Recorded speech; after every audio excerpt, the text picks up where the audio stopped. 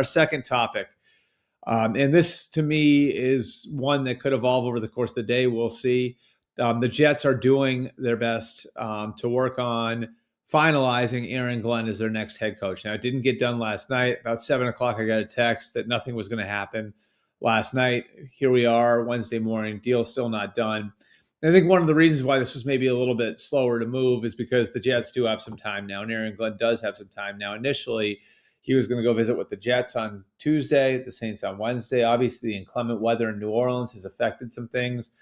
And so Aaron Glenn went back to Detroit to reset a little bit. And we'll see if they can get a deal done. I think, and again, by the time you listen to this, maybe a deal does get done. But I think the main thing to look at with Aaron Glenn, just as far as what the Jets are looking for, is they want somebody who's going to embrace being a Jet, embrace being a part of that organization, embrace being in New York, even embrace some of the circus elements of it, because you got to deal with all of it if you're in that job. And some of the people that they've had there over the last 10 to 15 years, you start to hear when things go wrong, like, this place is like sucks. This place isn't like this is everything everybody said about it. Like, I don't want to deal with it. You're bringing in a guy in Aaron Glenn who is a guy who has seen it, who's been there, who understands New York, who's got the personality to manage all of it. And so I think in so many ways, like, this is exactly what the Jets wanted, a guy who could set a new culture and a guy who would embrace being in New York and a guy who would embrace being a Jet. And so, like, I think that that's why he's the right choice. Now, again, the Saints like him a lot too.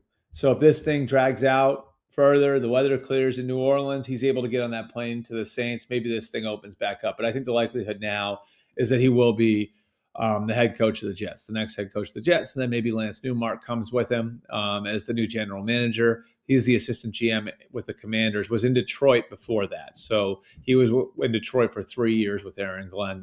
Those two guys know each other really well.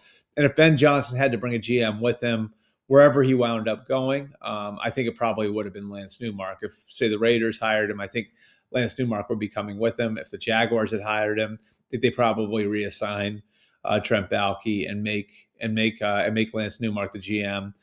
So Newmark's guy is very well thought of among all the people in Detroit.